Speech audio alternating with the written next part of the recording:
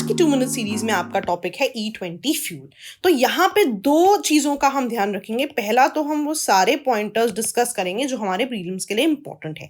Then we will see कि ये पूरी न्यूज़ का आप किस तरह से एप्लीकेशन कर सकते हो इन मेंस की, मेंस में इनको किस तरह से यूज़ कर सकते हो। तो E20 फ्यूल क्यों बहुत ज़्यादा न्यूज़ में था? इनिशियली सरकार ने E20 फ्यूल को प्रमोट करने के लिए कि इसको अडॉप्ट किया जाए, राइट, इसके लिए पब्लिक कमेंट्स इनवाइट किए थे।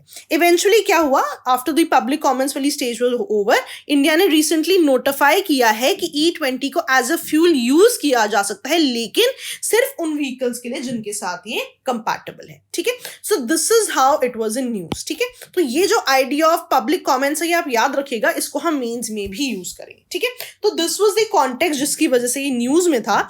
अगर आप देखो कि स्टैंडर्ड क्वेश्चन प्री में क्या आएगा, what is E20 fuel, right, तो आप याद रखोगे it is a blend of 20% ethanol with gasoline. पहला इंपॉर्टेंट फैक्ट जो आपको याद होना चाहिए। एक स्टैंडर्ड सवाल आ सकता है, the term E20 was a news, what was it associated with, right. So वहां पे ऑप्शंस ऊपर नीचे कर सकते हैं, तो आपको यहां पे ये चीज याद होनी चाहिए। दूसरी चीज मैंने आपको बताया था कि सरकार ने कहा है कि जिन व्हीकल्स के साथ कंपैटिबल होगी उनमें ये चीज यूज हो सकती है। तो कैसे पता चलेगा किन व्हीकल्स के साथ कंपैटिबल है? तो कंपैटिबिलिटी डिफाइन की जाएगी मैन्युफैक्चरर द्वारा, and once the manufacturer says it is compatible, तो आपको कैसे पता चलेगा कि ये कंपैटिबल है यानी ये व्हीकल पे जो है स्टिकर डिस्प्ले हो जाएगा कि this is compatible with the E20 fuel. So this is another pointer जो कि आपको डायरेक्टली एग्जाम में पूछ सकते हैं। तीसरी चीज जो है कि इस पर्टिकुलर फ्यूल को यूज करने का सिग्निफिकेंस क्या है।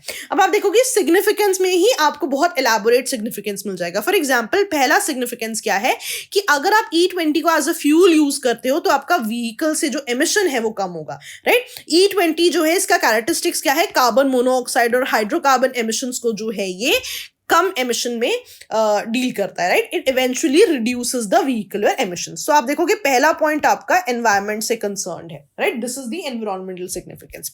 इसके बाद आप देखोगे इकोनॉमी की टर्म्स में भी सिग्निफिकेंस है। जब इंडिया E20 फ्यूल पे काम करने लगेगा तो जो आपका बाहर से ऑयल मंगवाने का इंपोर्ट बिल है वो रिड्यूस हो जाएगा, राइट।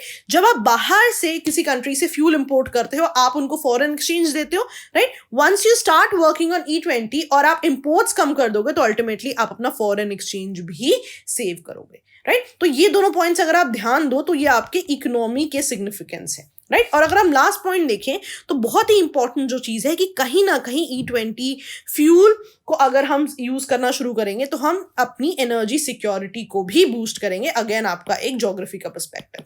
तो आप देख रहे हो सेम ही चीज में हमने एनवायरमेंट, इकोनॉमी, ज्योग्राफी तीनों की ही सिग्निफिकेंस की बात की है। तो आपको स्टैंडर्ड सवाल आ सकता है, E20 की जो आपने डेफिनेशन पढ़ी है वो आपको क्वेश्चन में स्टेटमेंट में दे सकता है कि E20 XYZ तरीके का फ्यूल है, इसकी सिग्निफिकेंस क्या है। तो सिग्निफिकेंस के लिए आपको ये तीनों पॉइंट्स पता होने चाहिए। Now the best part being कि प्रीलिम्स में तीनों पॉइंट्स वहां दिए होंगे तो आप अब उनको इजीली रिकॉग्नाइज कर सकते हो। ठीक है जी, अब इनके ना एप्लीकेशंस देखते हैं कि किस तरह की एप्लीकेशंस हो सकती हैं। GS1 में अगर आप देखो, राइट, ज्योग्राफी में आपको एनर्जी सिक्योरिटी पे क्वेश्चन आ सकता है, राइट, कि इंडिया की एनर्जी सिक्योरिटी के लिए क्या क्या स्टेप्स लिए जा रहे हैं एंड उनमें से this could be one of the steps. ठीक है, इसके बाद जो पोल्यूशन की बात होती है कि बहुत ज्यादा पोल्यूशन की दिक्कत है, फॉर एग्जांपल दिल्ली में कितनी ज्यादा न्यूज आती है पोल्यूशन की दिक्कतों की, राइट, तो उनके लिए इंडिया क्या स्टेप्स ले रहा है। आपने E20 के बारे में क्या पढ़ा कि व्हीक्यूलर एमिशन कम हो रहा है, पोल्यूशन वाले क्वेश्चन में भी you can talk about this, right. Then उसके बाद इतने सारे जो गैसेज रिलीज होते हैं जिनसे ग्लोबल वार्मिंग हो रही है उसको केटर करने के लिए सरकार क्या कर रही है, राइट। तो ग्लोबल वार्मिंग वाले क्वेश्चंस में भी आप इसको यूज कर सकते हो, राइट, स्पेसिफिकली उन स्टेप्स में जो इंडिया ले रही है, राइट। एक आपको अर्बनाइजेशन के क्वेश्चंस आते हैं, राइट। अर्बनाइजेशन के क्वेश्चंस में एक बहुत इंपॉर्टेंट पैराडाइम आजकल एनवायरनमेंट भी तो है, अर्बनाइजेशन से भी तो बहुत ज्यादा एनवायरमेंटल कंसर्न्स हो रहे हैं, उनके लिए सरकार क्या कर रही है, वहां पे भी आप E20 को एज एग्जांपल कोट कर सकते हो, राइट। GS2 में अगर आप देखो, जब आपको अर्बन गवर्नेंस की बात आती है, राइट। अर्बन गवर्नेंस का बहुत ही इंपॉर्टेंट फैक्टर है आजकल एनवायरमेंटल कंसर्न, तो उन तरह के क्वेश्चंस में भी आप इसको यूज कर सकते हो।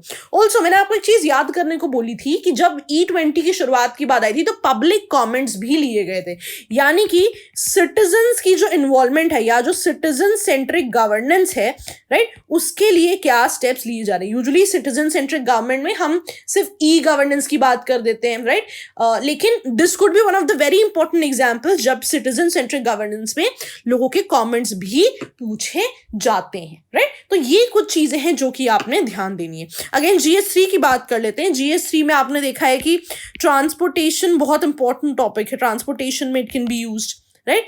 दूसरा आपने देखा इंपोर्ट बिल कम करने की हमने बात की थी, उस टॉपिक पे आप लिख सकते हो, राइट। प्लस हमने ये भी पढ़ा था कि फॉरेन एक्सचेंज रिजर्व्स जो हैं दैट विल बी सेव्ड, उन टॉपिक्स में भी आप इनको कोट कर सकते हो।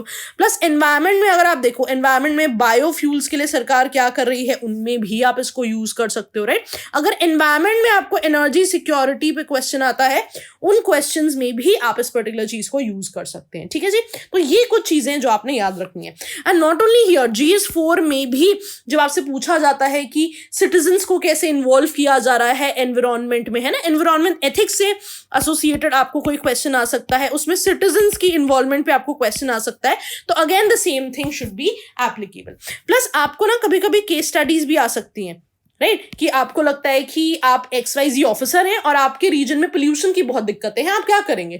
तो one of the points could be कि I would suggest using alternate fuels, है ना, जैसे कि E20 जैसे और ज्यादा फ्यूल्स, मैं बायोफ्यूल्स भी रेकमेंड करूंगा या करूंगी। तो आप देख रहे हो सेम चीज को हमने कितनी ज्यादा जगह कोट किया है, ठीक है। So this is what we are suppose to learn, interlinking of things, so that जो आप प्री के लिए प्रिपेयर कर रहे हैं उससे आपके मेंस के आंसर्स बहुत ही अच्छे बन जाए और जो कि आपको एक बहुत ही बढ़िया रैंक लाने में हेल्प करेंगे, ठीक है जी। चलिए, that was all from my and. Okay दोस्तों, बाय बाय।